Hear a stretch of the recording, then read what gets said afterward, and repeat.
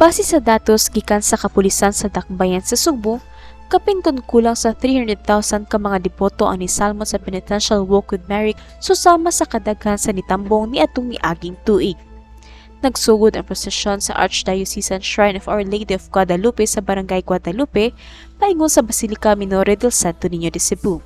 Si Cecilia Campanilla, 62 anyos, miingon nga nagsugod siya og tambong sa prosesyon ni adto pang 1983. Dalaga pa lang siya hangtod sa naminyo, nagsige na gyud siya og tambong sa prosesyon. Dako jud siya nakatabang namo kay kung naami mga problema sahay na manampit ko niya naamang yun.